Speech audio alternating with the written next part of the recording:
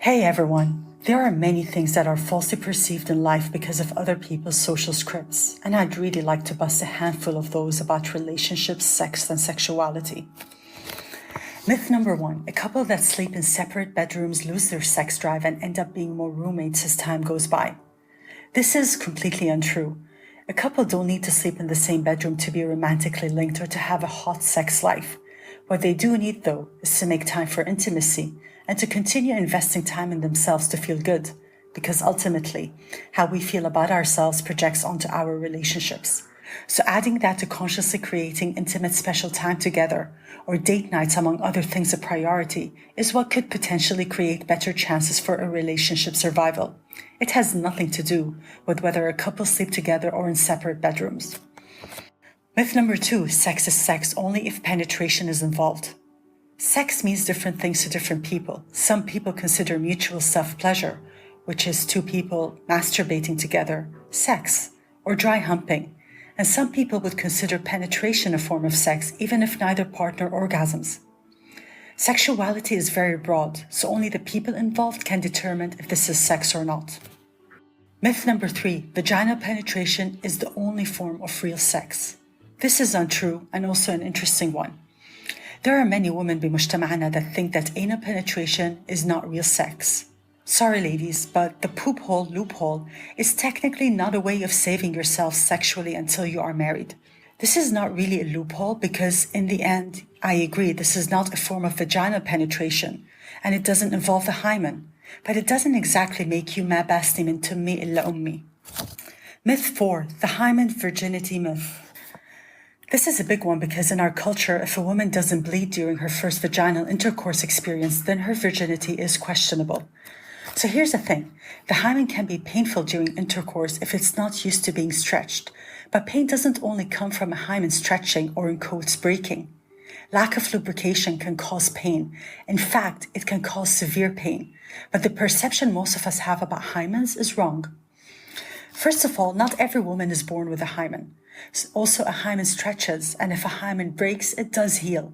This means that the hymen doesn't bleed, but when blood is evidenced during a woman's first penetration, it's because of general vaginal tearing from lack of lubrications, and not really the man breaking the hymen or taking the hymen, or in quotes, making the woman his woman. With regular penetration, the hymen stretches and grows more flexible. So ladies and gents, don't use the hymen as your Bible for virginity. Myth number 5: the belief that married men who sleep with married men make them straight. Okay, here's the deal. No one has the right to put a label on anyone. However, often married men who are uncomfortable with their sexuality and being labeled as gay will often seek other gay men who are married and act straight. It is safer for them. Some of them also don't see this as a form of cheating because they're both married and there is a discomfort with really exploring and trying to understand why they prefer being intimate with other men.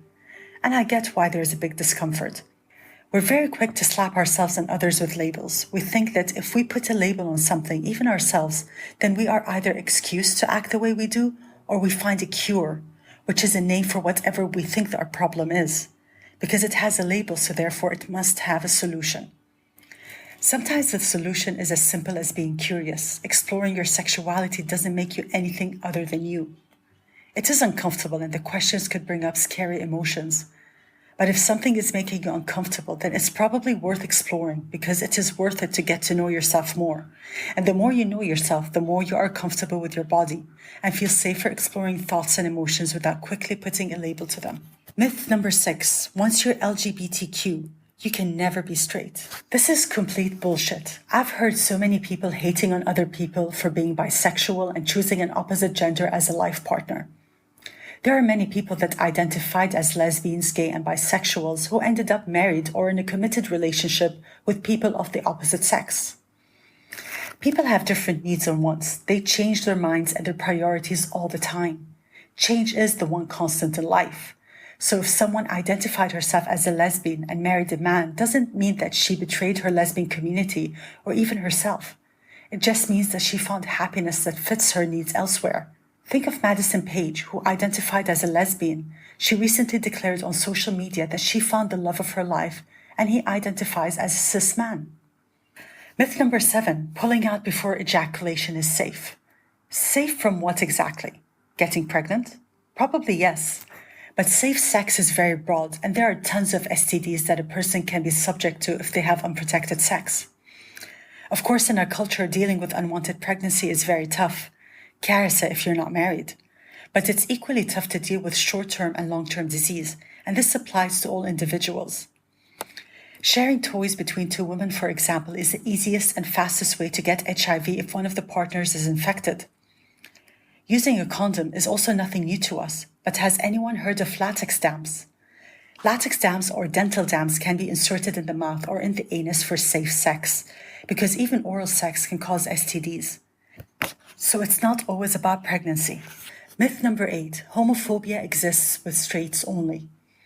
Homophobia isn't only heterosexual folks disliking and being uncomfortable with homosexual people, topics, and environments. Sometimes people within the LGBTQIA can exercise homophobia. If someone says, I'm uncomfortable being gay, but I want to be around people who act straight and don't act gay, this is a kind of homophobia. It's like saying you want to be with someone from one religion who acts like he's from another religion. And that's just discriminating. I think it's really important to know our own bias and be aware of them.